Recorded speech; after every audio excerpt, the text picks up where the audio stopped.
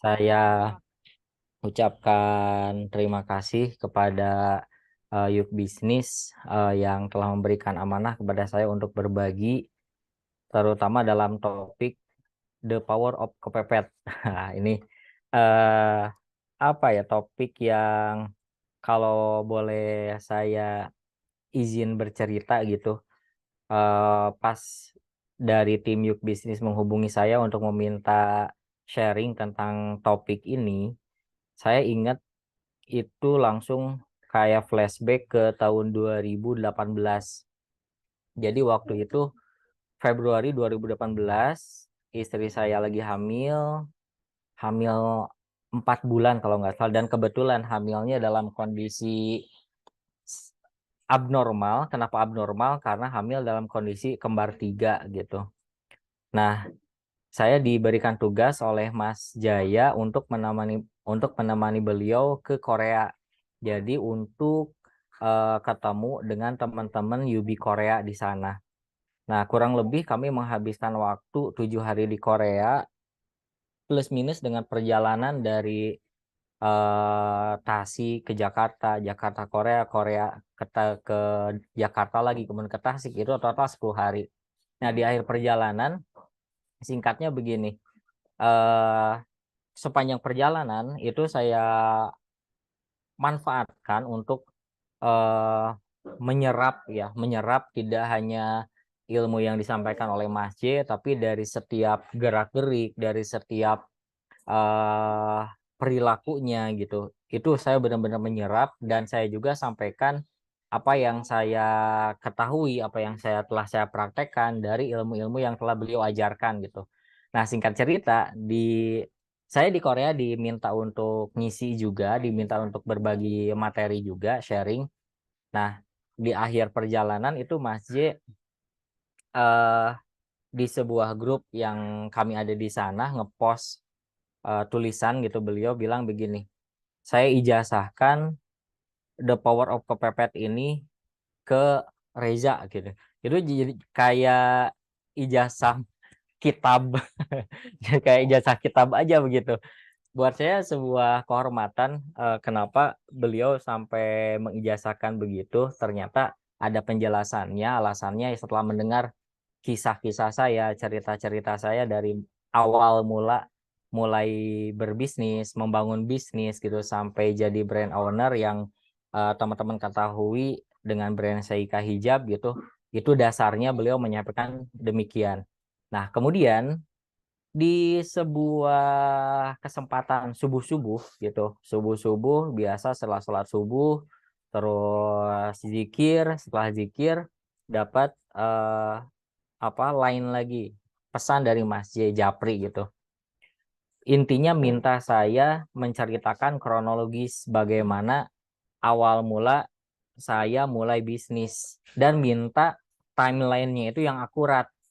Wah, saya berpikir, timelinenya akurat buat apa gitu ya, saya tanya. Soalnya ya kalau akurat saya harus butuh waktu untuk ngeceknya lagi. Misalkan begini, saya resign dari tempat kerja saya, dari bank itu dulu kapan ya tepatnya, terus mulai bisnis kuliner itu kapan, mulai jualan online itu kapan, saya perlu ngecek-ngecek lagi lah. Nah, ternyata singkat ceritanya, ini untuk saya masukin ke buku Tepok yang versi Tobat, yang Tobat version. Wah, ada ya buku Tepok Tobat versionnya. Itu saya yang belum tahu gitu. Nah, sampai akhirnya buku itu terbit, kemudian saya, Masya Allah ya, ini sebuah kehormatan sekaligus amanah sebetulnya buat saya ketika melihat kronologi atau timeline saya memulai usaha sampai dengan membangun brand itu dituliskan di buku tersebut gitu. Nah, itu teman-teman yang ketika tim dari Yuk Bisnis menyampaikan ke saya minta untuk sharing tentang materi The Power of Kepepet ini. Padahal seingat saya gitu, jarang banget dari mulai pertama kali Mas J minta saya sharing, seingat saya hampir belum pernah diminta khusus berbagi tentang materi tepok ini. Meskipun kalau misalkan dibilang momentum momentum atau tipping point bagi saya, untuk memulai bisnis yang benar ya gitu ya. Memulai yang bisnis yang benar itu ya ini yang pertama buku The Power of Kepepet. Meskipun waktu itu saya baca bukunya pas saya posisinya lagi bekerja gitu. Jadi belum full bisnis. Yang kedua itu adalah Entrepreneur Camp, e-camp gitu.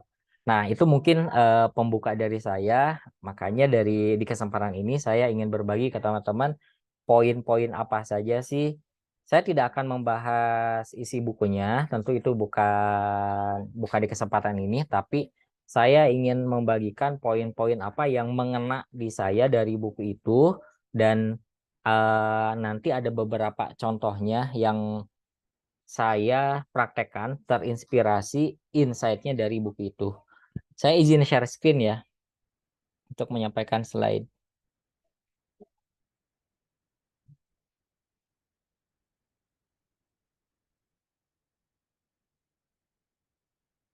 Sebentar.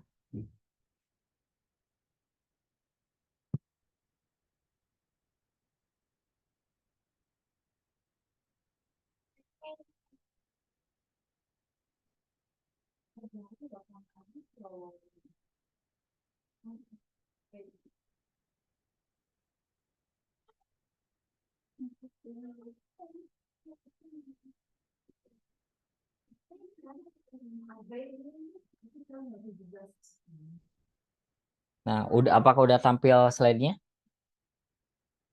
Udah ya? Oke. Sudah Mas, aman. Siap. Oke, ini judulnya ada tambahan dari tim Yubi nih. Jadi keren rasanya. Oke. Nah, saya ingin mulai dengan slide ini dulu. Kalau yang saya pahami dan saya rasakan dari buku Tepok itu, yang kalau diambil satu kalimat apa sih yang menggambarkan dari buku itu, yang saya ambil insight-nya adalah tentang keberanian.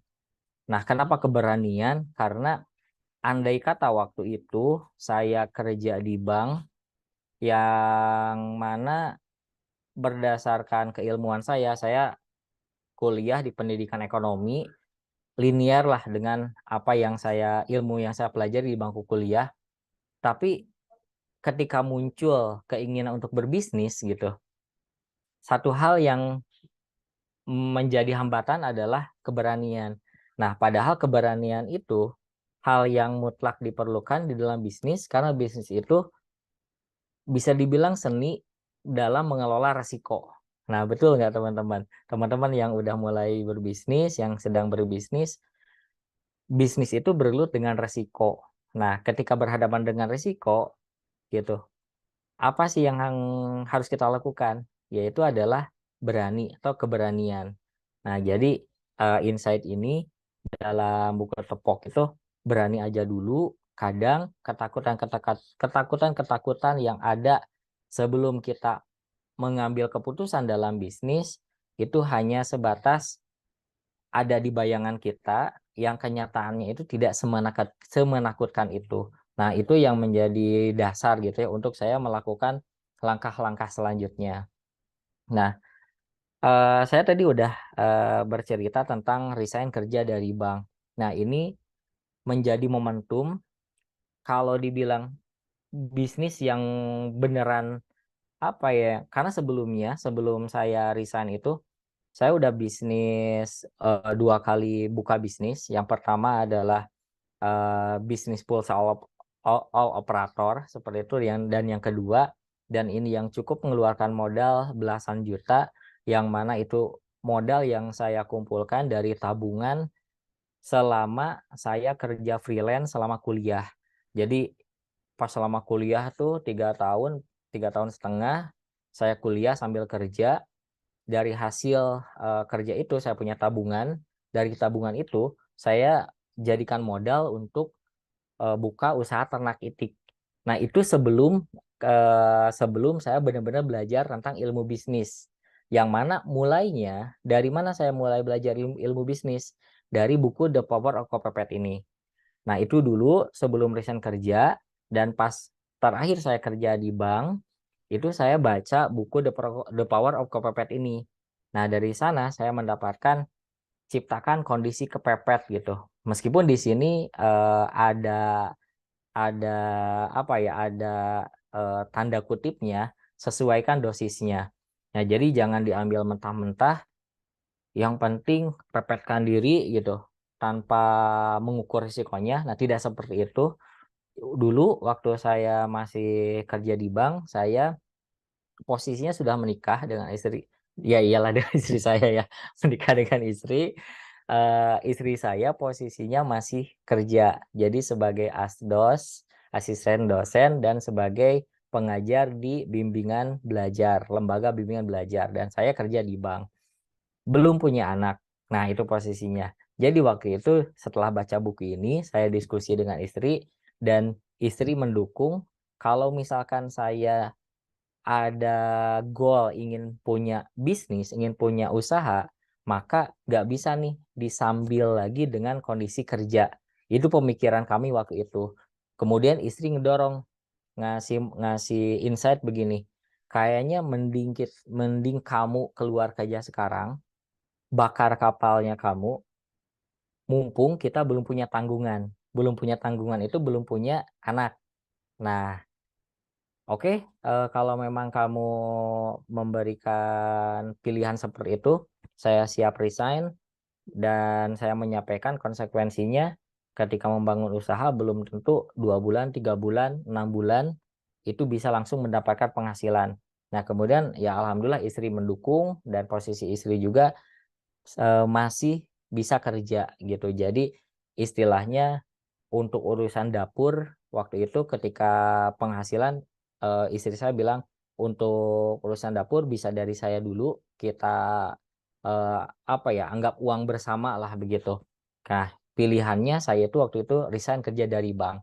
Nah, catatannya sesuaikan dosisnya itu ya, jangan jangan apa ya, mungkin sekarang kayak kalau misalkan ya andai kata dibalik, saya kondisinya sekarang anak 3, saya kerja, kemudian saya resign. Nah, mungkin itu tidak akan seperti itu pertimbangannya. Jadi ciptakan kondisi kepepet, yang saya lakukan waktu itu resign kerja dari bank. Dan sebetulnya ciptakan kondisi kepepet ini tidak hanya resign kerja aja. Bahkan setelahnya pun dalam menjalankan bisnis juga beberapa ada memposisikan diri dalam kondisi kepepet. Nah, terus yang kedua, poin yang menjadi insight-nya adalah tanpa tapi tanpa nanti. Target dulu baru rencana. Nah, jadi teman-teman begini. Waktu itu saya mengajukan resign sesuai prosedur ya, 30 hari sebelum hari H resign-nya. Jadi pengajuan surat resign dulu 1 bulan sebelumnya. Nah, apakah waktu itu saya ketika bertekad untuk resign dan akan membangun usaha, saya sudah punya rencana mau bisnis apa? Itu belum. Jadi saya baru benar-benar punya punya ide, punya rencana, oke saya bisnis kuliner, kulinernya itu adalah seblak, itu baru 1 minggu terakhir posisi saya kerja, begitu. Nah, itu terjadi ketika saya mempepetkan diri saya tanpa tapi tanpa nanti, set target dulu, target resign dulu, 1 bulan setelah mengajukan surat resign, saya harus sudah punya usaha gitu. Jadi bukan usaha yang direncanakan, dipikirkan dari sebelum-sebelumnya, enggak, tapi benar-benar mempepetkan diri saya. Nah, yang kedua yang saya rasakan juga waktu itu terkait konteksnya target dulu baru rencana adalah mencari vendor konveksi. Nah, kalau ini agak loncat ya, agak loncat selang beberapa tahun ketika saya sudah mau mulai bisnis, dan waktu itu saya posisinya sebagai reseller ya. Nah, pas menjadi seorang reseller, dropshipper, Mas J itu, saya ingat banget setelah training for mentor 1, Mas J bilang begini, nih si Reza, si Reza itu kalau bicara tentang selling, selling artinya penjualan gitu ya, bagaimana mencetak omset, bagaimana menciptakan konversi, saya yakin dia sudah jago lah gitu. Tapi yang namanya bisnis itu tidak hanya bergantung kepada selling saja gitu. Jadi kalau ibaratnya ada 2 tiang utama dalam bisnis, yang pertama selling, yang kedua adalah branding. Nah, si Reja ini sudah saatnya membangun branding produknya sendiri, membangun branding brandnya sendiri.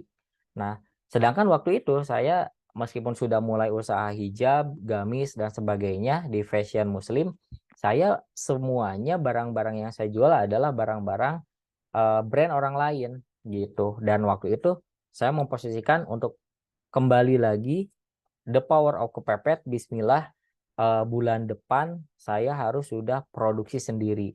Nah, ini ceritanya lucu nih dalam mencari vendor konveksi. Jadi meskipun itu di Tasik, di kota saya itu eh, surganya konveksi gitu ya. Konveksi ada banyak banget di mana-mana, tapi anehnya waktu itu buat saya yang belum pengalaman di dalam dunia konveksi, di dalam dunia garment, itu nggak tahu kemana, nggak tahu harus ke siapa ketika mau memproduksi brand untuk produk fashion saya gitu. Nah, cuma saya kembali lagi targetkan waktu itu 2014, pokoknya bulan ketiga di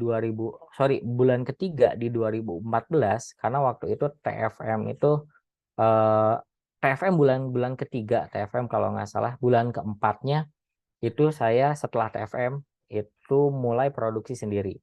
Nah, jadi ceritanya saya targetkan dalam kurun waktu 1 bulan saya harus sudah menemukan vendor konveksi. Nyari satu satu ketemu tidak cocok, dua ketemu tidak cocok, ketiga ketemu dengan orangnya cocok, dibuatkan sampling yang bagus, cocok, tapi dia tidak punya mesin, tidak punya tempat produksi, minta dimodali. Lah saya aja modalnya belum banyak gitu, tapi udah minta dimodali, saya nggak bisa. Sampai akhirnya sempat di kondisi, waduh kemana lagi ya, ini saya harus mencari vendor konveksi. Nah, saya itu yang penting begini, yang penting gerak, yang penting saya terus ikhtiar. Jadi kalau hari Senin sampai Jumat saya gunakan untuk menjalankan bisnis gitu ya. Dari mulai ngiklan, nge-CSing, packing, kirim ke ekspedisi. Hari Sabtu dan Minggu saya gunakan untuk keliling cari vendor konveksi. Nah, ketika di suatu hari Sabtu, saya bingung harus kemana, nggak tahu harus kemana. Saya tanya ke bapak saya, ke orang tua saya. Pak, kira-kira saya hari ini harus kemana ya? Saya mau mencari vendor konveksi. Nah, bapak saya itu nyeplos. Bapak saya bukan bukan orang konveksi, bukan yang orang yang tahu produksi gamis dan sebagainya. Cuma bapak saya nyeplos begini. Coba kamu datang aja ke satu desa, namanya itu Desa Tawang Banteng, gitu. Seingat bapak dulu ada kenalan bapak, namanya saya lupa lagi namanya, Bapak A lah ya katakan. Temui aja Bapak A di sana. Seingat bapak dulu Bapak A itu pernah cerita tentang temennya yang punya konveksi. Jadi saya tanpa tapi tanpa nanti berangkat aja ke Desa Tawang Banteng itu, dan alhamdulillahnya tepat ketika datang ke desa itu ketemu dengan bapak itu. Saya memperkenalkan diri, memperkenalkan saya dari orang tua saya gitu, dan diantar langsung oleh si bapak itu ke tempat konveksi. Dikasih lihat penjahitnya ada belasan orang, saya lihat aktivitasnya, wah bener nih ini konveksinya besar lah ya, cukup besar nih, nggak seperti yang saya temui-temui sebelumnya. Terus saya tanyakan, dengan berbekal passing leading gitu ya. Kalau teman-teman sudah IKEM ada namanya passing leading. Passing leading itu kita membangun postur supaya bisa meleading gitu. Terus saya tanyakan begini, Pak, bisa produksi gamis? Oh iya bisa, A. Gamis kayak gini bisa, Pak? Bisa, A. Kira-kira, Pak, kalau saya produksi gamis seperti ini, 1 minggu Bapak sanggup berapa banyak, Pak? Saya bilang gitu. Bapaknya menjawab, 1 minggu biasanya bisa 1.000, A. Ah, 1.000 1 minggu. Saya itu niatnya cuma bikin 2 roll kain aja. Yang mana satu rollnya itu cuma 25 gamis sampai 35 gamis aja. Ini dijawab 1.000 bisa 1 minggu. Wow, ini gede nih berarti gitu. akhirnya jadi agak-agak minder gitu ya. Terus saya bilang begini, gini Pak, saya niat produksi tapi nggak banyak dulu. Yang awalnya sok-sokan nanya kapasitas gitu ya, sok-sokan gaya kayak yang mau produksi banyak aja. Tapi kemudian saya sampaikan cuma 2 aja Pak. Dan kodarullah sejak saat itu bahkan sampai detik ini gitu, vendor konveksi itu menjadi vendor utama konveksi bagi Seika gitu. Nah, itu yang saya rasakan ketika kita itu jangan terlalu banyak mikir, yang penting action aja gitu, targetin dulu aja, baru rencana ke belakangnya. Dan pada saat itu apakah saya sudah tahu ilmu produksi gitu ya, tentang perpolaan, cutting, size spec, sistem produksi, bahkan harga pun ya, harga ongkos produksi pun saya baru tahu belakangan gitu, belakangan ini. Jadi lakukan dulu, pelajari kemudian. Gitu ya teman-teman. Oke, baik saya lanjutkan. Nah, terus poin apa lagi? Nah, yang saya pelajari dari buku Tepok ini, pilih cash flow harian. Nah, jadi waktu itu kan tadi saya udah cerita, saya usaha ternak itik. Nah, yang saya pelajari dari buku Tepok ini, ternyata untuk pengusaha pemula itu sebaiknya pilih cash flow-nya yang harian. Kalau cash flow itu kan ada harian, mingguan, bulanan, musiman, dan tahunan gitu. Nah, kalau ternak itik itu kan mungkin musiman ya. Per 1 kali panen baru kita dapat uangnya. Selama belum panen, kita terus mengeluarkan biaya, biaya, biaya. Nah, sedangkan yang paling pas, yang paling cocok untuk pengusaha pemula itu sebaiknya adalah yang cash flow-nya harian. Jadi ketika saya gagal di usaha ternak itik, saya baca buku Tepok, saya dapat insight ini, saya langsung fokus ketika saya akan bisnis selanjutnya, maka akan saya pilih yang tipikal bisnis cash flow-nya harian. Apa itu? Bisnis kuliner. Nah, apa kulinernya? Nah, baru itu saya nyari-nyari, simpelnya begini, pilih yang sedang ngetren di kota besar, kemudian buka di kota kecil. Kota besar dari Tasik itu Bandung. Jadi saya cari yang lagi itu waktu itu tahun 2017, saya cari yang lagi ngetren di Bandung apa, yang baru mau mulai ngetren itu apa. Nah, saya nemu Seblak. Kemudian saya buka di eh, tempat saya itu Seblak meledak. Nah, ini bisnis yang terinspirasi dari buku Tepok yang saya praktekkan itu poin pilih yang cash flow-nya harian. Bagaimana bisnis ini? Alhamdulillah di bulan pertama pun itu sudah profit. Kalau ukuran saya itu begini, pokoknya target saya berhasil dalam bisnis berikutnya adalah minimal 3 kali dari gaji waktu saya kerja gitu.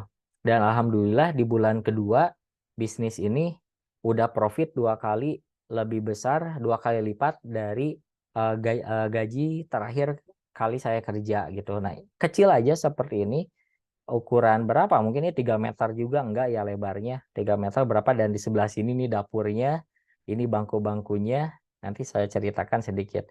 Sampai saat itu ngetren, populer, sampai antri-antri, ya jelas lah antri, orang cuma kapasitasnya juga cuma berapa bangku gitu.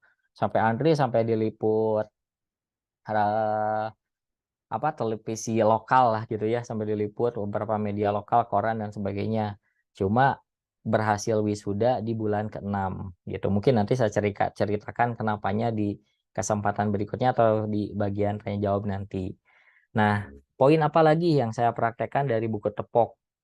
Itu adalah mulai dari hilir. Apa itu? Jadi bisnis itu kan ada dimulai dari hulu, ya ini biasanya jadi supplier, produsen, sampai hilir. Hilir itu apa? Hilir itu bagian yang paling dekat dengan konsumen.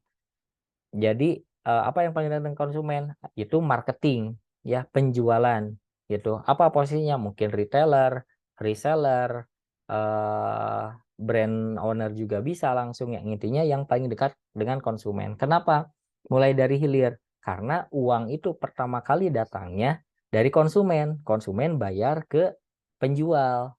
Dari penjual di perusahaannya diproses, ketika ada lebihnya dibayarkan dulu ke bahan baku, ke produsen gitu ya. Nah, maka mulai dari hilir karena uang datangnya dari hilir duluan pertama kali. Nah, kemudian dari bisnis seblak itu saya pelajari ini beralih ke bisnis online sebagai dropshipper dan reseller dengan menekuni ilmu digital marketing. Nah, journey-nya bagaimana? Nah, saya kombinasikan ya, bukan kombinasikan, intinya saya sudah sangat fokus waktu itu ketika berbisnis saya hanya belajar ke Mas J gitu. Kenapa saya putuskan hanya nyimak Mas J aja, tidak dengan guru-guru yang lain? Bukan berarti guru-guru yang lain nggak bagus ya teman-teman.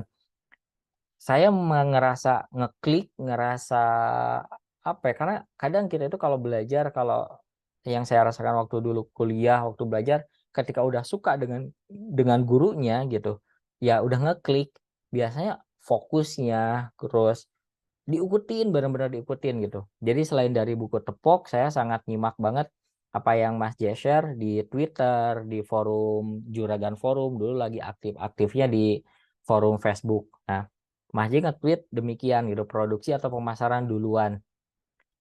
Bagi pengusaha pemula, mulailah bisnisnya itu di pemasaran duluan. Sebaiknya hindari produksi. Sebaiknya ya, ini bukan berarti mutlak jangan nggak boleh produksi, bukan begitu. Tapi sebaiknya mulai di pemasaran duluan. Kenapa alasannya? Nah ini, seperti yang udah tadi saya ulas, cari duit alias pemasaran. Jadi fokuskan dari sekian jam waktu produktif kita dalam satu harinya itu fokusnya ke pemasaran. Kuasai pemasaran dulu gitu. Nah, dari sana terus kemudian saya simak lagi apa yang Mas Jess sharingkan dalam tulisan-tulisannya, dalam tweetnya. Nah, Mas Jess nge-tweet gini, ilmu gratis bertebaran. Ini asalnya ini dari Twitter ya teman-teman, tapi kemudian Mas Jess posting ulang di grup Facebook. Ilmu gratis bertebaran. Nah, saya persingkat ke sini aja.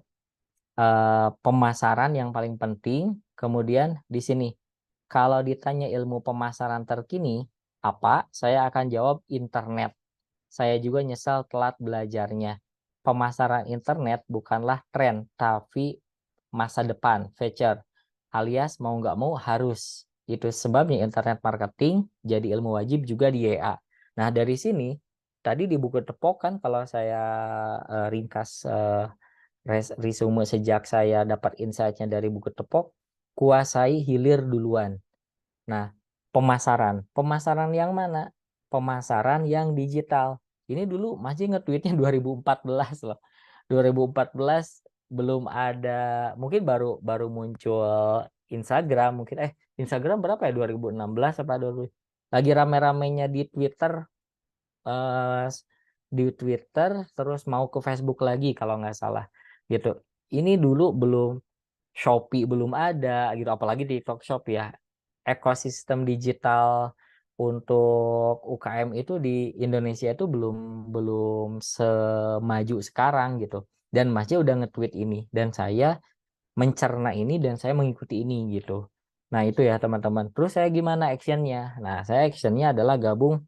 Ini saya ngambil dari internet, dari Google ya.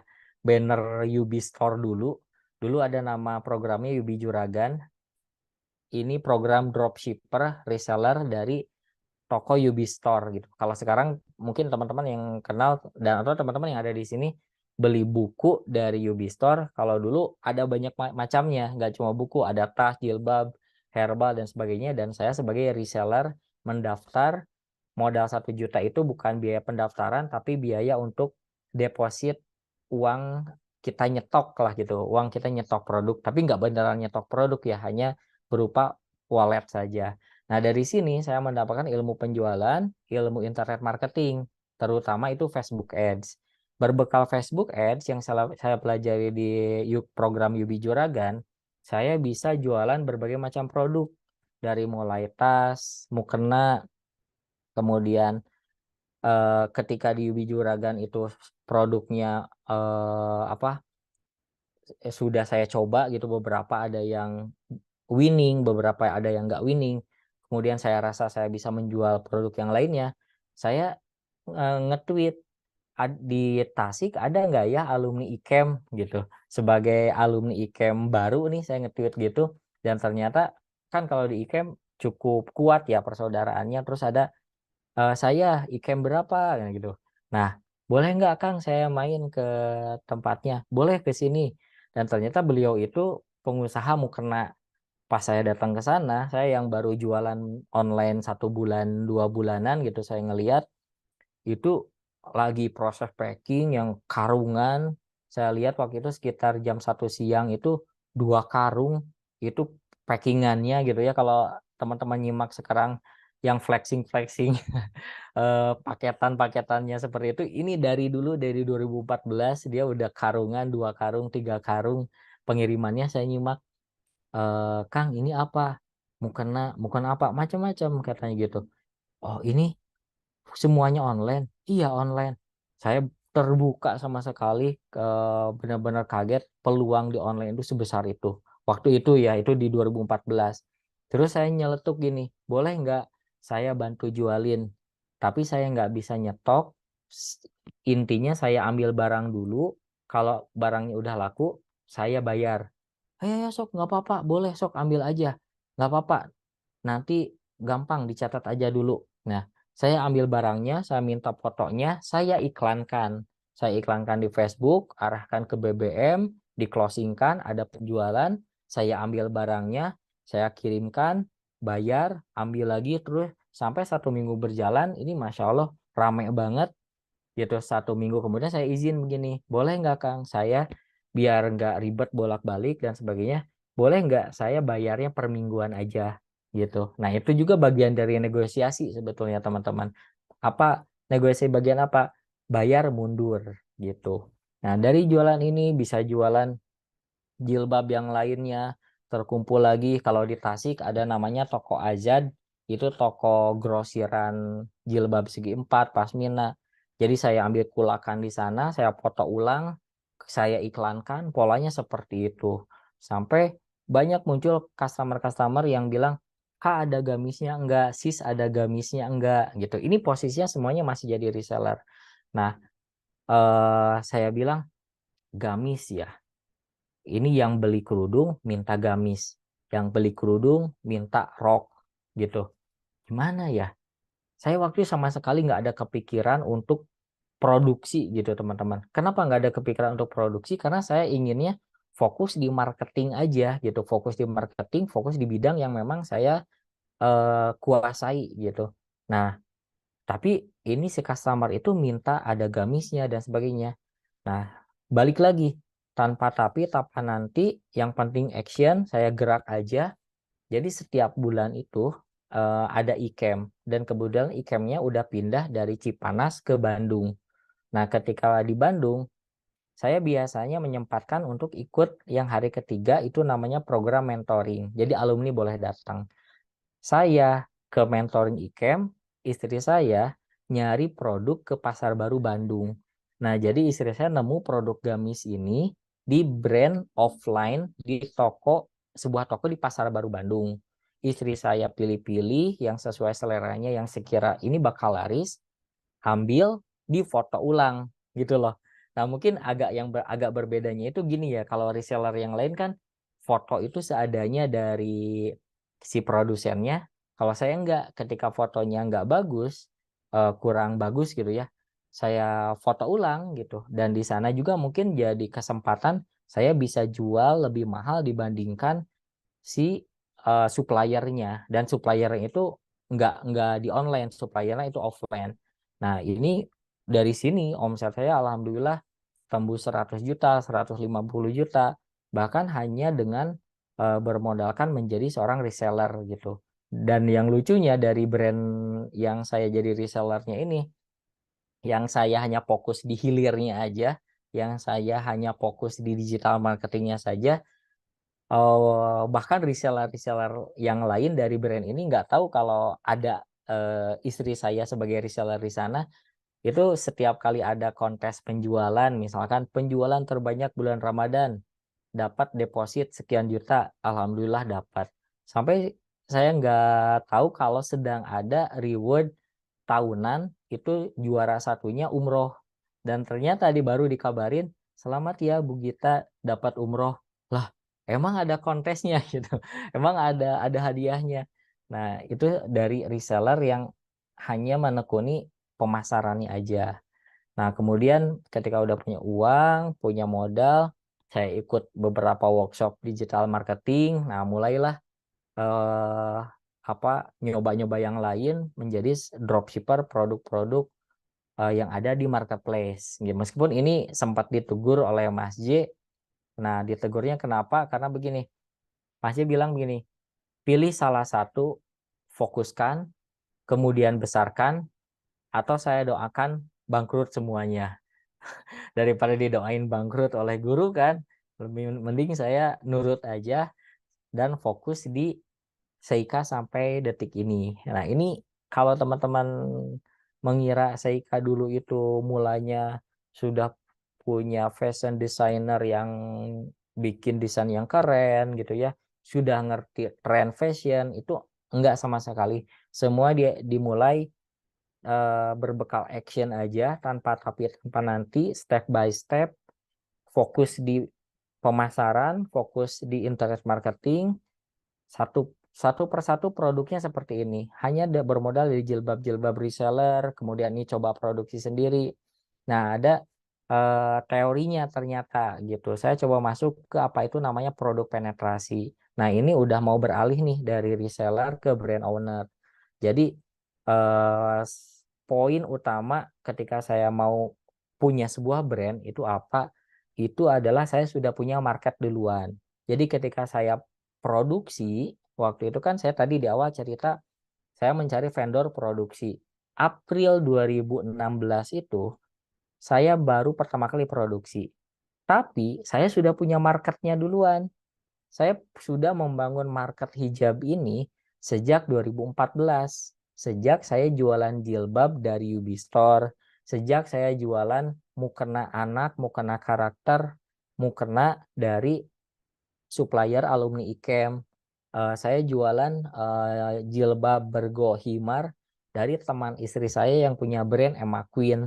Nah, itu adalah produk-produk penetrasi yang menjadikan saya itu punya market untuk membangun semutnya gitu. Jadi semutnya itu udah punya, kolam marketnya itu udah punya. Jadi ketika saya produksi 2 roll, 3 roll, 4 roll gamis dengan brand Seika, saya punya waktu itu market itu kurang lebih udah 4 ribuan database BBM sama WA. Jadi tinggal post story aja di database itu, cuma launching 100 piece, 200 piece, itu langsung habis. Nah, jadi itu dari reseller menjadi brand owner, tepatnya jadi brand Seika itu seperti itu. Nah, ini mungkin insight terakhir ya, teman-teman, sebelum kita tanya jawab. Di awal itu saya sangat eh, memanfaatkan banget yang namanya modal nego gitu, atau modal nego, modal ngeyel. Nah, itu saya waktu ke Korea itu sama Mas J belajar banget lah tentang bagaimana kita tuh kalau jadi pengusaha itu pentingnya ngeyel, pentingnya jangan jangan mau ngalah gitu aja gitu ya. Apa yang saya praktekkan? Bayar mundur sewa tempat usaha. Tadi yang pas usaha kuliner yang saya di slide-slide awal, yang kuliner seblak, itu saya nego dan saya bayar mundur. Jadi tanda jadinya cuma 1 juta aja, bayar 1 juta dan saya, Bu, saya izin ini saya DP-nya 1 juta, saya bayar di bulan kedua. Kenapa saya bayar di bulan kedua? Karena di bulan pertama saya butuh uang saya lainnya yang sudah sangat terbatas itu untuk modal peralatan dapur, untuk modal kipas angin, untuk modal bikin meja untuk duduk pelanggannya gitu. Yang kedua, nego super irit untuk peralatan dagang. Tadi teman-teman kalau lihat bangkunya itu ya, itu saya nego ke teman saya yang punya usaha furnitur. Saya bilang, saya cuma punya budget 500.000, kira-kira bisa nggak jadi bangku? Saya pengennya ada 6 bangku, ukurannya sekian, tingginya sekian. Itu nego setengah sadis ya. Kebetulan teman sendiri, jadi jadilah itu. Kemudian yang ketiga, pakai yang ada sebelum memutuskan beli. Jadi cek dulu siapa tahu ada barang-barang yang bisa kita pakai sebelum kita beli. Yang keempat, yang model nego itu. Nah ini ceritanya, tadi kan saya pas yang jadi reseller atau dropshipper menggunakan Facebook Ads atau Meta Ads ya sekarang. Kalau dulu 2014 untuk bisa ngiklan di Facebook itu susah banget, terutama di bagian pembayaran. Jadi dulu itu pembayarannya hanya bisa dua, pakai kartu kredit atau pakai PayPal. Ya PayPal saya nggak ngerti cara bikinnya, yang saya ngerti adalah kartu kredit. Tapi kan saya nggak punya kartu kredit karena ya akses orang untuk mendapatkan kartu kredit itu kan nggak segampang sekarang ya. Hanya yang benar-benar punya kemampuan finansial lah gitu yang bisa memiliki kartu kredit. Nah saya mikir gitu, gimana ya caranya saya bisa punya kartu kredit. Akhirnya saya datang ke kakak sepupu dari istri saya. Kakak sepupu istri saya udah kerja beberapa tahun dan udah punya kartu kredit. Kemudian saya datang, saya negonya begini, Kak, saya mau usahanya usaha online, internet marketing, punya ilmu baru tentang iklan di Facebook. Boleh nggak waktu itu saya bilangnya gini, boleh nggak saya pinjam kartu kreditnya untuk pembayaran iklan, nanti saya ganti, selain bayar limit yang saya pakai, saya lebihkan sebagai benefit untuk kakak. Nah, bilang gitu. Meskipun akhirnya waktu itu ya kakak sepupu nggak tega mungkin ya. Udah kamu pakai aja, pinjam aja. Toh limit kartu kredit punya kakak nggak besar, hanya 7,5 jutaan waktu itu. Pakai aja. Nah, jadi bayangan kalau misalnya waktu itu saya nggak ngeyel, nggak memberanikan diri untuk nego ke kakak sepupu saya, mungkin saya akan stuck aja ya, nggak bisa ngiklan, nggak berani ngiklan, nggak punya pembayaran untuk iklan. Tapi saya beranikan untuk nego, datang ke kakak saya, nego dengan memberikan janji gitu akan memberikan benefit bagi hasil. Dan yang terakhir, yang sudah saya mention sebelumnya, nego ke supplier mukena, sebetulnya ke supplier-supplier yang lainnya juga sih, sampai ke teman yang jualan bergo, himar itu saya bilang, boleh nggak bayarnya mingguan? Saya ambil dulu barangnya, saya jual, iklankan, dapat uang dari customer, kemudian saya bayarkan untuk melunasi pengambilan barang saya. Nah, mungkin teman-teman itu dari saya poin-poin yang saya pelajari dan saya praktekkan insight dari buku The Power of Kepepet gitu. Itu Mas Rifki dari saya. Mungkin teman-teman kalau ada yang mau didiskusikan silahkan. Oh iya, saya izin minum dulu ya Mas Rifki. Oke, baik. Terima kasih ya, Mas Reza, sebelumnya Oke, atas materi yang sudah disampaikan ya. Baik Bapak Ibu semuanya, semoga ini ya, eee, materinya bisa ditangkap dengan mudah ya Bapak Ibu semua. Juga bisa dijadikan mungkin sumber referensi ya gitu dari pengalaman-pengalaman Mas Reza ini. Nah, mungkin bagi Bapak Ibu yang masih, penasaran gitu ya, ingin, bertanya lagi gitu atau apa gitu nih, masih kurang paham atau mungkin di Bapak Ibu semua di perusahaannya itu, kondisi keuangannya lagi kepepet gitu ya itu. Mungkin bisa ini Bapak Ibu kebetulan nih di YouBusiness sekarang ada ini Bapak Ibu, ada workshop nih, workshop untuk blueprint keuangan untuk, UKM gitu ya. Nah, bagi Bapak Ibu semua yang mungkin memang kondisi keuangannya lagi apa ya, mungkin kurang ini, perlu diperbaiki gitu ya, perlu dibenahi lagi. Nah, kita kebetulan ada workshop-nya nih Bapak Ibu, blueprint keuangan UKM untuk pengusaha gitu ya workshop ini. Batch yang ke-8 nih kebetulan. Kita udah jalan selama 7 batch gitu ya. Sekarang mau batch ke-8. Nah ini tuh ada, offline dan online-nya juga. Jadi Bapak Ibu semua jangan khawatir kalau misalnya, nggak bisa ikut offline gitu ya. Nah ada juga kita sediain untuk, online-nya juga nanti via Zoom lagi gitu.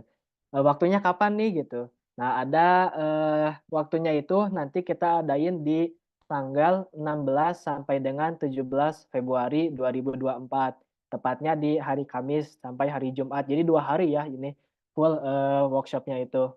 Nah untuk, harganya ya ini Bapak Ibu semua bisa dilihat di sini, Untuk yang offline, 1 orang, offline 2 orang, tentunya ini, ada potongan ya Bapak Ibu. Bagi yang 2 orang tentu ada potongan lagi, bagi yang 3 orang ada diskon lagi ya tentunya Bapak Ibu.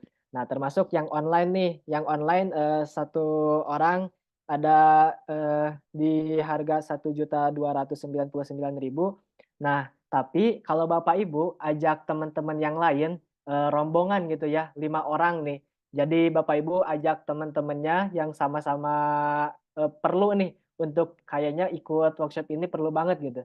Bisa ajak teman-temannya sampai 5 orang, jadi lebih murah gitu Bapak Ibu hitungannya.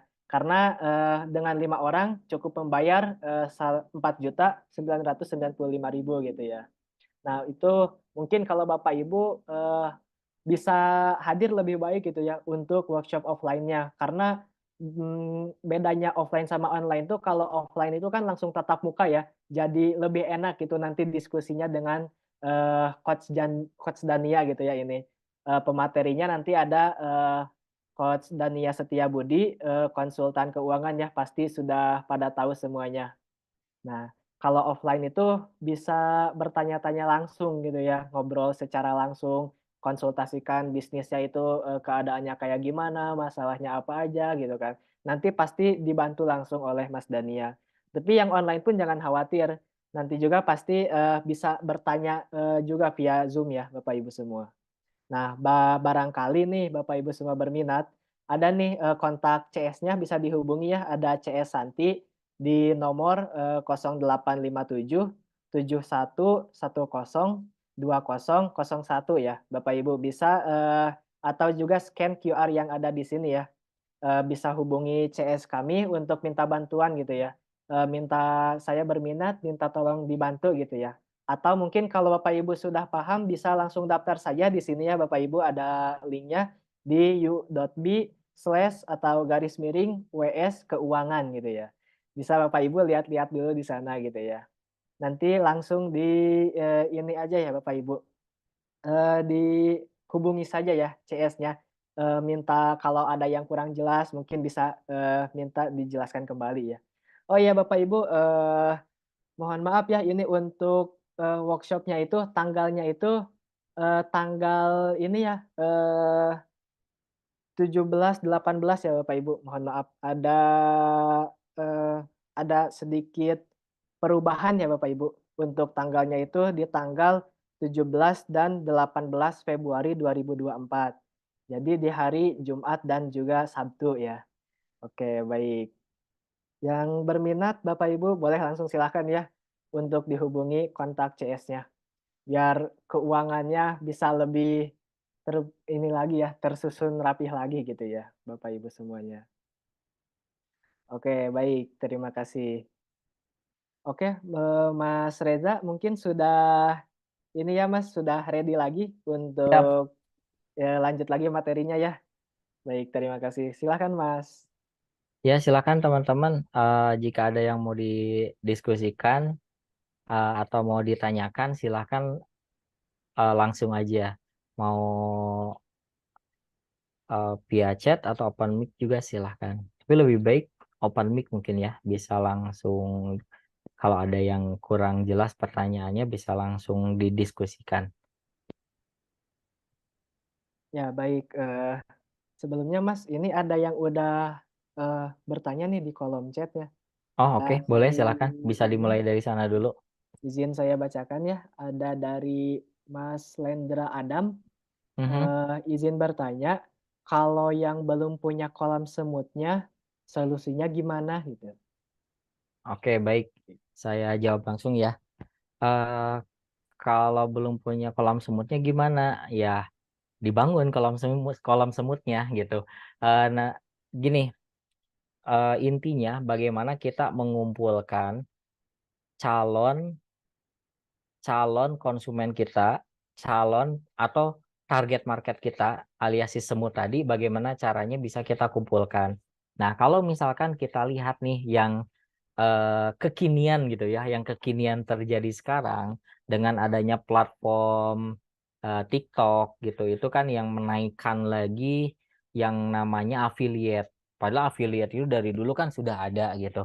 Kalau kita perhatikan teman-teman yang menjadi afiliator di TikTok dan mereka berhasil bisa menjual produk-produk yang eh diafiliatkan oleh mereka, itu mereka stepnya itu yang pertama mereka ngonten gitu. Untuk apa sih ngonten gitu? Ngonten itu untuk mencari jangkauan audiens gitu ya, mencari jangkauan audiens. Dan kenapa sih saya langsung nyebut TikTok? Karena begini, biasanya ketika ada sosial media baru, itu algoritmanya lagi kencang-kencangnya. Beda coba teman-teman kalau sekarang konten di IG.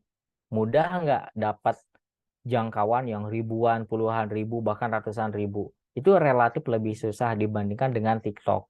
Karena ya TikTok sosial media baru. Sama halnya dulu dengan IG pas zaman itu gitu. Jadi langkah yang bisa teman-teman lakukan adalah dengan membangun audiens melalui organik. Organik melalui apa? Melalui konten. Kalau teman-teman sudah punya modal, bisa shortcut tidak dengan organik, tapi langsung dengan ads. Tapi objektif dari iklannya itu jangan langsung mencari konversi dulu, tapi membangun audiens dulu. Nah, apa keduanya tujuannya? Dari organik atau dari iklan ini? Yakni mengakuisisi target market, mengakuisisi calon konsumen. Nah, kumpulkan tuh di mana? Di sosial media kita, jadi follower kita. Yang paling baik itu tangkap database-nya. Baik itu nomor WA misalkan gitu ya. Kalau email kan agak susah ya di Indonesia untuk komunikasi dengan email. Nomor WA aja itu udah cukup. Nah, itu yang pertama. Yang kedua, siapkan cari produk penetrasinya. Nanti teman-teman tonton di YouTube-nya Mas J yang akhir-akhir ini menjelaskan produk penetrasi, produk unggulan, dan produk pelengkap. Itu cek video-video yang itu tuh. Itu sangat banget relevan sesuai dengan kalau saya bilang begini. Ternyata yang saya jalankan dulu gitu. Dulu saya menjalankannya hanya sekedar jalan aja gitu. Dan ketika berhasil pun saya dulu itu belum dengan oh ini loh bakal jadi produk penetrasinya Seika, oh ini loh bakal jadi produk unggulannya Seika. Nggak ada kepikiran ke sana. Kepikiran ke sana itu setelah belajar gitu. Tahu itu setelah belajar. Nah, setelah audiens terkumpul gitu ibaratnya begini, mancing di lautan lepas, kita pindahkan ikannya ke kolam kita sendiri gitu ya, semutnya kita kumpulkan. Ketika semutnya udah ngumpul, kita apakan? Kita edukasi.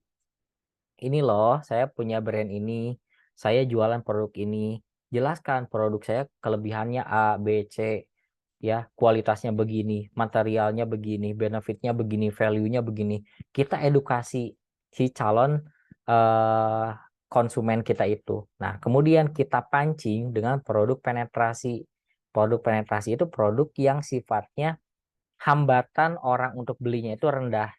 Bisa jadi produknya murah, bisa jadi produk yang sedang ngetren, bisa jadi produk terlaris di bisnis kita, bisa jadi misalkan kayak teman-teman kalau nyimak Mas J kan Mas J suka minum Hasani, saya juga suka minum Hasani, ada Hasani kemasan botol, kemudian Hasani bikin kemasan saset gitu. Supaya apa? Kalau orang mau nyoba nyicip benar-benar berhasiat nggak sih ini Hasani itu mau beli satu botol harganya 120.000.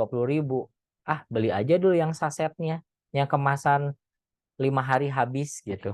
Harganya cuma 50.000, cuma 35.000, saya nggak tahu. Nah, itu ciptakan produk penetrasi. Supaya apa? Supaya semut yang udah kita kumpulkan tadi, itu segera nyicipin bagaimana enaknya produk kita. Gitu ya, mungkin ya jawabannya untuk Mas siapa tadi? Mas Lendra Adam ya. Gitu. Bagaimana kok punya kolam semutnya?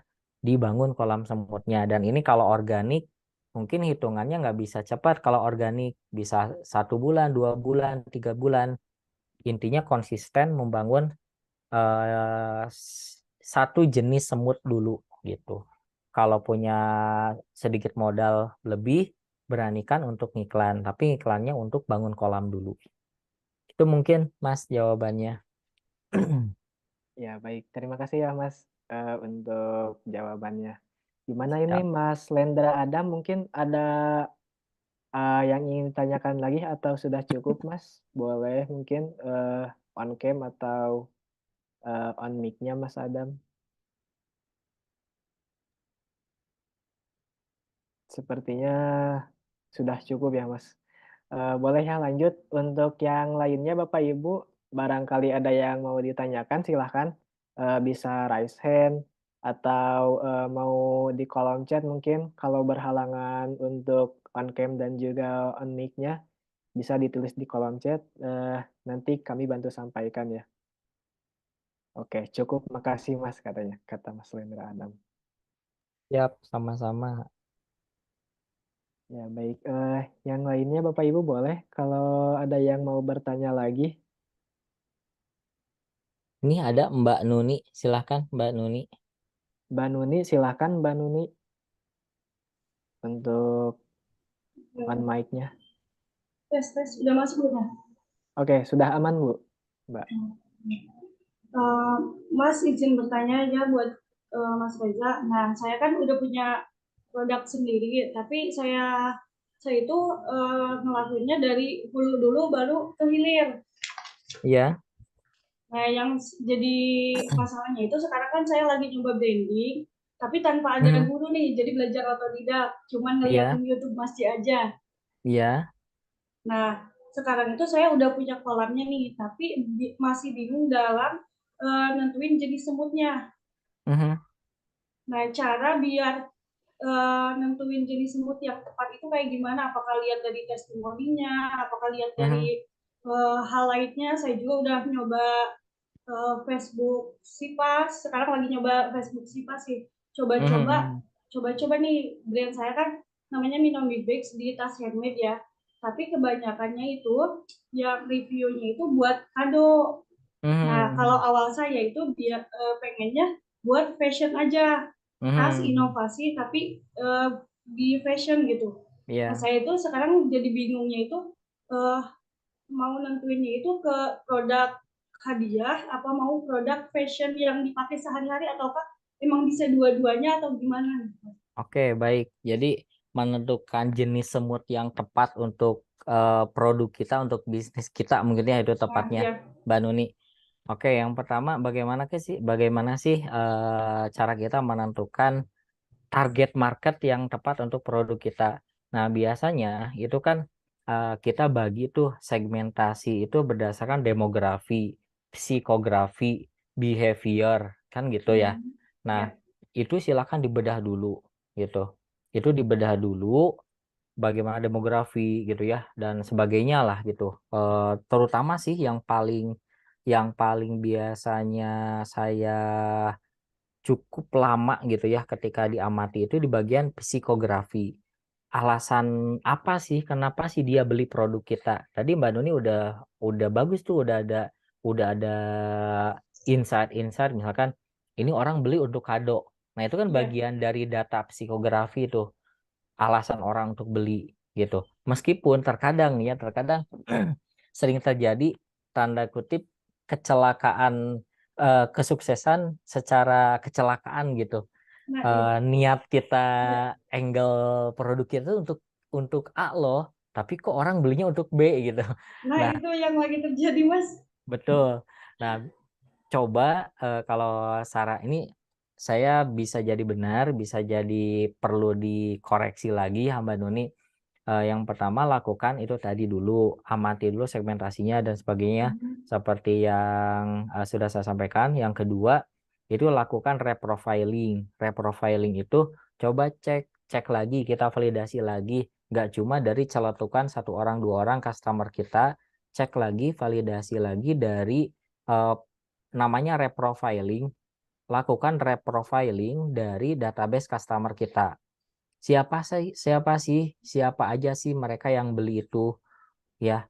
Kalau idealnya memang diurutkan dari yang repeat ordernya paling sering.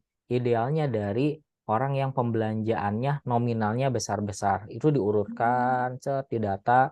Syukur-syukur kalau bisa sampai dilakukan interview. by phone aja, telepon, lakukan janji, buat janji untuk by phone. Itu dapat 30 orang aja udah bagus banget gitu untuk memvalidasi siapa sih sebenarnya target market kita itu. Kadang kita itu nggak bisa memaksakan gitu, kayak saya misalkan akhir-akhir ini nih di Seika gitu, saya bikin produk abaya gitu, abaya dari material yang kita pilih cocok untuk digunakan sehari-hari di rumah gitu.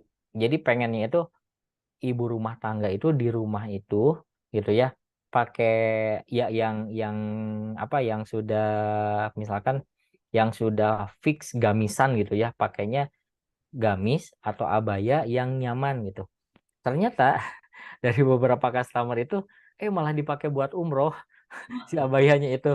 Nah, kadang kita nggak bisa mengontrol seperti itu. Terus kita lakukan, kenapa sih dipakai umroh? Kenapa? Kita tanya lagi gitu. Nah, saran saya sih lakukan demikian, lakukan reprofiling. Kalau memang ternyata maksud kita ke A, ternyata konsumen ke B, ya kita cek aja. Kalau memang di sana potensinya lebih besar, kita fokuskan branding kita di sana, positioning kita di sana. Jadi ibaratnya jadi kalau dibuatkan tagline itu tes handmade untuk kado orang terkasih misalkan gitu ya. Nah, kalau branding positioning ke sana. Tapi kalau misalkan ternyata datanya itu tidak memperlihatkan demikian, kadang kita itu terkecoh hanya ada satu orang, dua orang, tiga orang celetukan aja. Padahal base customer kita itu tetap seperti yang kita tuju gitu. Siapa tahu seperti itu. Itu sih yang biasanya saya lakukan untuk benar-benar ngukur, benar-benar tahu siapa sih jenis semut yang potensial yang kita bidik. Nah, saya bisa bicara begini karena memang akhir tahun kemarin, periode Oktober November itu biasa kita rutin mengadakan survei ulang gitu. Siapa sih customer persona dari customer kita itu saat ini tuh seperti apa gitu. Dan ternyata kalau di Seika, ternyata ibu rumah tangga usia rata-rata yang paretonya itu atau yang mayoritasnya 34 tahun. Nah, jadi ketika udah tahu gitu ya, oh ternyata ibu rumah tangga 34 tahun, punya 2 orang, 3 orang anak, kita itu langsung bisa membayangkan kira-kira behaviornya, psikografinya apa ya gitu. Oh, aktivitas mereka itu ngapain ya? Oh, antar anak, oh belanja, oh pengajian gitu ya. Nah, seperti itu ya kalau studi kasusnya di saya. Nah, jadi gali lagi, perbarui lagi gitu. Yang namanya melakukan riset target market itu kadang harus continue gitu. Nggak bisa, kalau dulu saya di awal Seika untuk apa? Tagline itu menemani hijrahmu. Jadi benar-benar eh, perempuan yang sudah berkerudung tapi kerudungnya masih pasmina yang belat-belit gitu, mungkin baru lulus kuliah, baru awal nikah, awal kerja, mulai belajar pakai kerudung lebih lebar. Nah, itu Seika dulu. Tapi ternyata gitu dulu saya ini contoh yang salah ya Mbak ya.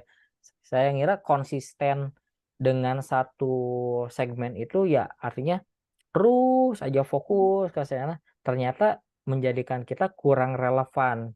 Nah, ternyata target market kita itu udah ada yang beranjak dewasa, jadi kebutuhannya udah berbeda lagi, behaviornya udah berbeda lagi. Seperti itu. Itu mungkin Mbak Nuni jawaban dari saya. Mungkin bisa didiskusikan lebih lanjut lagi. Silahkan kalau ada yang kurang jelas. Kalau untuk surveinya dilakukan per berapa bulan sekali atau setahun itu cuma 1 kali atau gimana, Mas? Kalau saya biasanya dua kali dalam 1 tahun. Jadi per 6 bulan gitu. Biasanya nih kayak sekarang kan baru awal Januari. Biasanya di apa setelah Lebaran itu terus akhir tahun Oktober sama November gitu. Izin bertanya lagi nih, Mas, boleh gak? Boleh, silahkan. Nah, kalau testimoni nih, Mas, yang nggak suka ngetag nih, jadi kita nggak tahu kan behavior beliau itu apa, kegiatan beliau itu apa, profesi beliau itu apa, kan kita kurang tahu ya.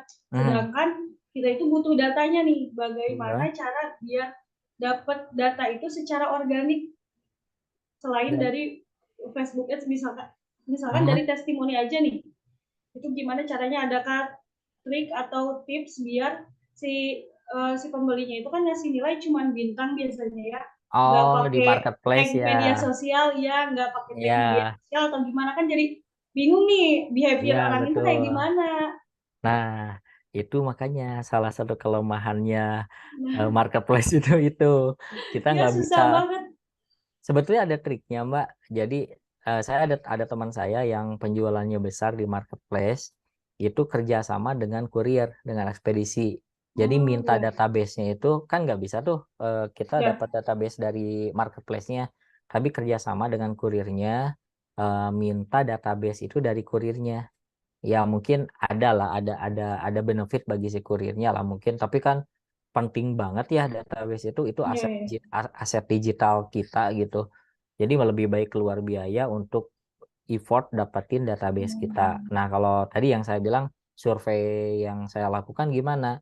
Saya lakukan seperti halnya kuis, kemudian kuesioner, berbonus giveaway, berbonus kadang bonus giveaway, bonus voucher, bonus undian produk gitu. Kayak saya nyebar ke database Seika 20 ribuan database, bagi-bagi voucher, berapa puluh voucher, bagi-bagi produk, berapa puluh produk, nah gitu.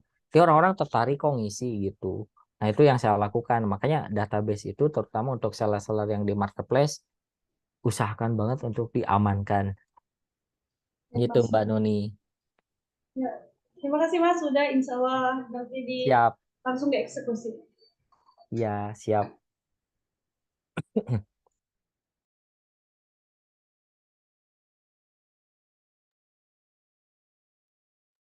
Oke, baik. Terima kasih ya, Mbak Nuni Sri Wahyuni. Terima kasih juga Mas Reza sudah menjawab pertanyaannya. Mungkin bagi Bapak Ibu yang lainnya, ada yang mau bertanya lagi, boleh silahkan. Bisa langsung raise hand ya. Atau mungkin kalau berhalangan untuk bertanya langsung, bisa juga di kolom chat, nanti kita bantu sampaikan ya. Silahkan, ada yang mau bertanya lagi? Mungkin ini ada Mas Ahyar udah on cam nih, barangkali mau bertanya silahkan Mas.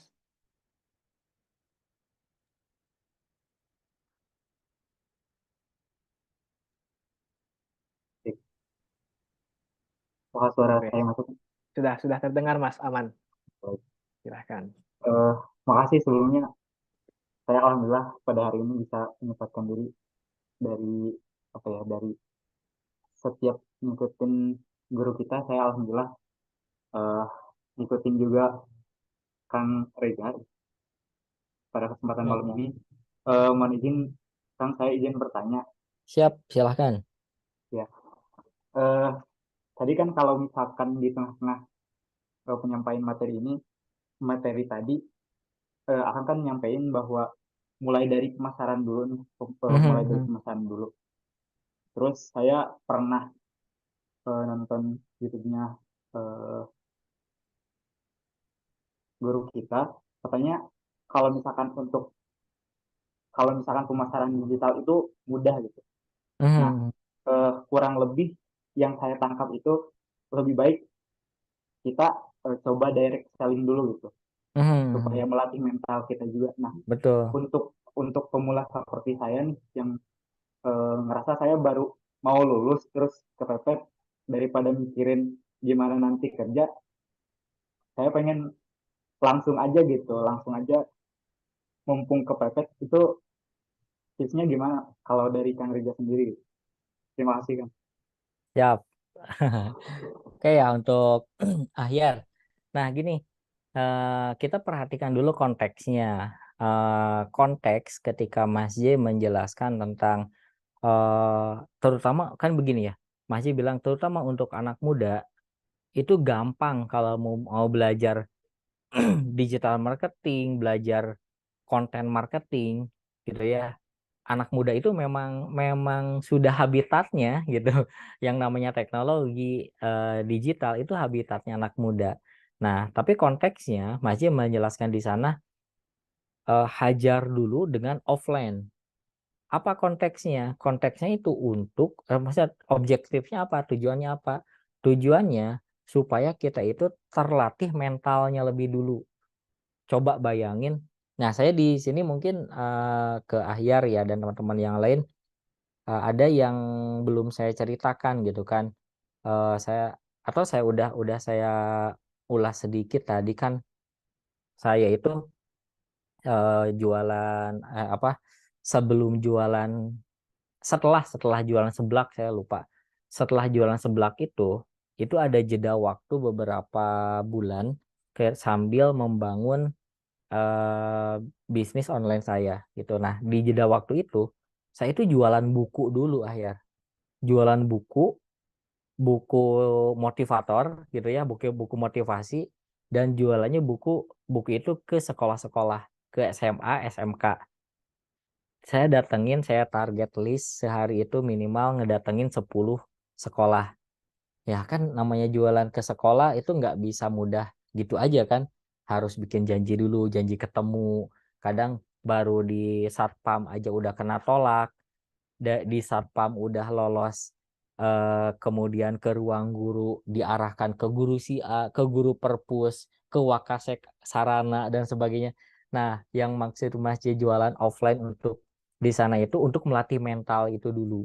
Itu karena kalau misalkan terjun ke ke digital marketing tanpa ada mental yang kuat gitu ya, sama aja nggak akan cepat nyerah, nggak akan tekun, nggak akan persisten gitu.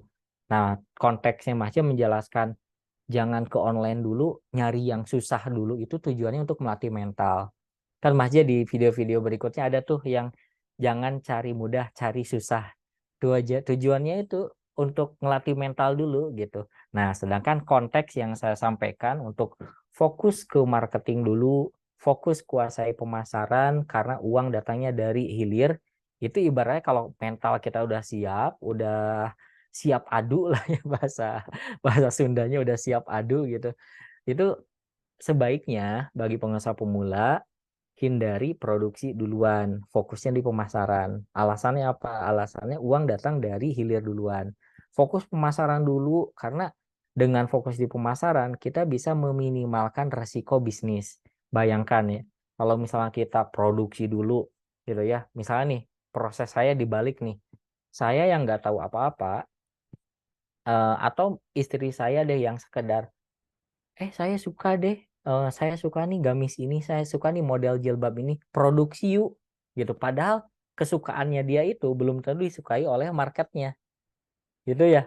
Nah, terus kita produksi, misalkan kita punya uang 3 juta, uang itu 2 juta kita cemplungkan beli ke bahan, 1 jutanya bayar ongkos produksi, habis tuh 3 juta, terus jualan, belum punya marketnya, story WA, ada 1 beli temennya, ada 2 beli temennya, ada 3 beli orang lain dari followernya.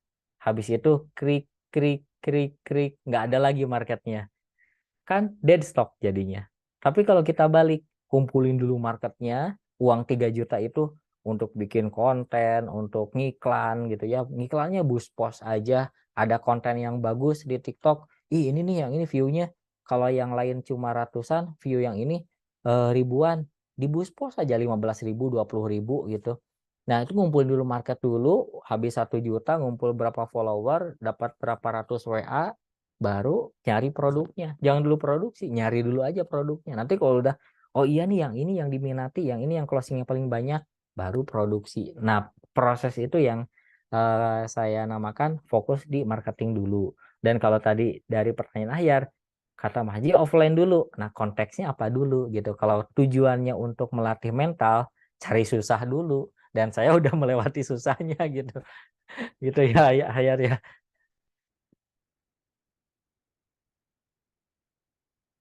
Itu dari saya jawabannya.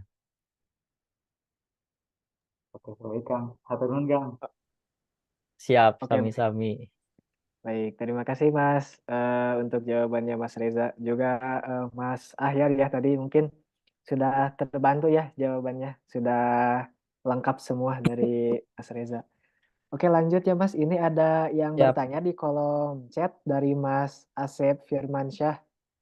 Silahkan. Bismillah Kang, saya distributor fashion Kurleb sudah 5 tahun. Mhm, Jujur, masih ada keraguan dan bingung mau mulai dari mana saat mhm, ingin punya brand atau produk sendiri. mhm. Tapi setelah tadi yang Akang paparkan, alhamdulillah ada pencerahan. Yang mau saya Alhamdulillah. tanyakan, sebelum saya melangkah lebih jauh untuk bikin produk sendiri, Mhm, untuk sistem kemitraan, sekarang masih work nggak Kang menurut Akang? Dan mhm. kalau nanti saya sudah punya produk sendiri, kemitraan saya tinggalkan saja dan fokus ke end user atau kemitraan tetap dipertahankan? Wes, oke, terima kasih pertanyaannya. Nah, ini eh, isu yang hangat di Seika itu di 2021 2022 gitu. Jadi kita itu memutuskan pada akhirnya memutuskan melepas dan memberhentikan sistem kemitraan di Seika. Karena tadi ada pertanyaannya masih works atau enggak. Meskipun saat ini Seika hanya fokus dan direct to customer, bukan berarti sistem kemitraan itu nggak works. Nah, yang paling bijak itu saya dapat pelajaran nih, nyimak seseorang yang sharing itu begini. Kalau misalkan kita sebagai owner, biasanya kan owner itu menularkan budayanya kepada timnya gitu ya. Kalau kita sebagai owner, tipikal yang bisa membina orang, mengajarkan, mengedukasi, mengayomi, memotivasi, itu sistem kemitraan masih works. Tapi kalau misalkan kita sebagai owner kurang sabar dalam membina orang, mengedukasi, kurang bisa mengayomi, ada mitra kita yang komplain, bukannya dirangkul malah dihajar gitu ya. Eh, Kok malah komplain sih? Jualannya enggak, komplainnya kencang gitu kan. Jualannya sedikit tapi komplainnya kencang. Nah, kalau tipikal yang nggak sabaran seperti itu, fokus ke direct to customer saja. Nah, kebetulan sekarang zamannya juga sudah lebih memudahkan kita sebagai brand owner untuk bisa terjun langsung ke direct ke customer kita gitu. Karena kan di salah satunya ada TikTok gitu ya, marketplace. Itu kan brand owner bisa nge-shortcut langsung ke tanpa ada jaringan di tengahnya itu bisa langsung ke customer itu lebih mudah lagi sekarang. Itu sangat bisa juga. Jadi saya nggak bisa bilang apakah kemitraan masih works? Bagi sebagian yang bisa membina masih works kok. Saya tahu ada beberapa teman brand yang menggunakan kemitraan itu masih works aja, masih bagus-bagus aja. Tapi nggak banyak juga yang brand-brand baru muncul tidak menggunakan sistem kemitraan, direct to customer langsung dan berhasil juga. Jadi dikembalikan lagi ke masing-masing punya kekuatannya di mana dan pertimbangannya. Kalau bisa membina bisa pakai kemitraan, kalau tidak bisa membina fokus ke direct to customer. Itu jawabannya. Apakah cukup jelas atau mau didiskusikan lagi? Silahkan. Oke, baik. Terima kasih Mas Reza. Mungkin bagi ini Pak Asep gimana Pak? Oke, siap. Kang Nuhun katanya. Oke, sudah Siap. cukup berarti ya Mas jawabannya. Alhamdulillah. Mungkin Mas, itu pertanyaan terakhir ya, kayaknya sudah tidak ada yang bertanya lagi ini mungkin karena waktu juga sudah menunjukkan pukul 9 lebih ya. Mungkin acaranya, untuk kali ini dicukupkan sekian dulu ya, Kak.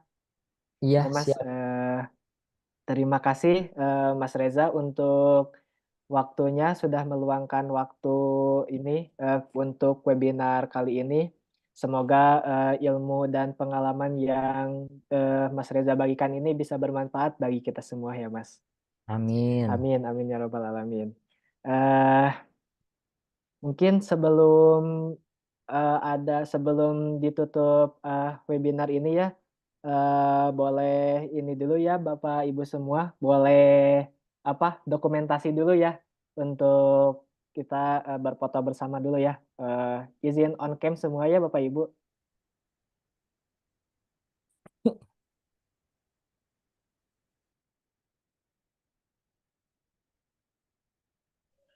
Oke, sudah siap Bapak Ibu semua?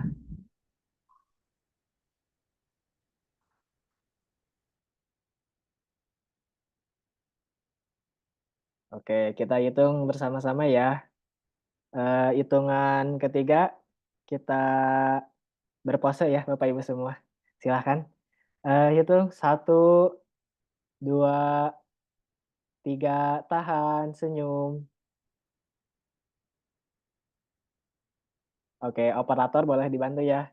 Sekali lagi Bapak Ibu boleh ganti posenya boleh silahkan. Kita hitung lagi ya. 1, 2, 3, senyum. Oke, sudah ya operator aman? Cukup ya? Oke, terima kasih Bapak Ibu semua. Mungkin sebelum, ditutup saya izin mengingatkan kembali ya Bapak Ibu semuanya, eee, barangkali nih Bapak Ibu, yang kondisi keuangannya lagi butuh ini mungkin bimbingan atau lagi ada bermasalah gitu ya. Kepepet nih keuangannya mungkin. Nah bisa nih, kebetulan di YouBusiness sedang akan mengadakan ya acara, workshop Blueprint Keuangan UKM. Workshop keuangan untuk pengusaha batch ke-8 ya. Kita sudah jalan selama 7 batch gitu sejauh ini. Dan, ini acaranya itu ada offline dan juga online gitu ya. Acaranya itu kita akan dilaksanakan pada tanggal, 17 dan 18 Februari, 2 hari ya Bapak Ibu, 2024 tentunya, sebentar lagi ya.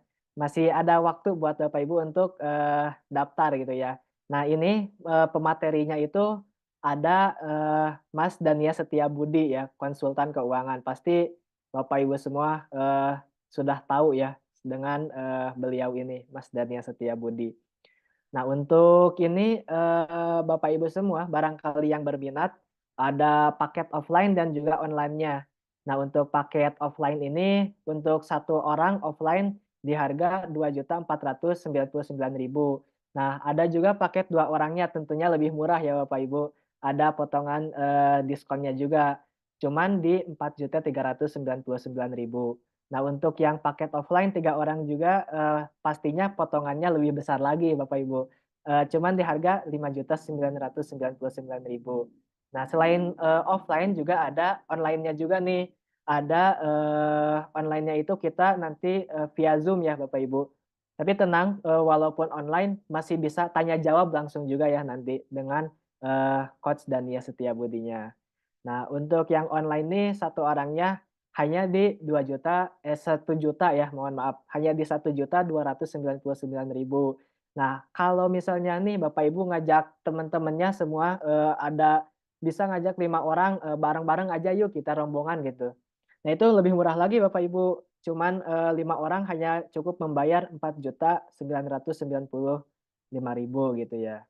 Nah, untuk, barangkali Bapak Ibu berminat, bisa hubungi CS kami ya, ada di CS Santi dengan nomor WhatsApp 0857 71102001 ya. Atau barangkali sudah, eee, paham ya Bapak Ibu ini semua mau langsung daftar aja deh gitu biar cepet. Nah, bisa langsung di, scan QR-nya atau di, ketik ininya, link-nya gitu ya, ada di yu.b/ws keuangan gitu ya, bisa langsung daftar di sana saja. Atau kalau masih butuh penjelasan, mau tanya-tanya dulu bisa hubungi CS, kami ya, ada itu nomor WhatsApp-nya, CS Santi gitu ya.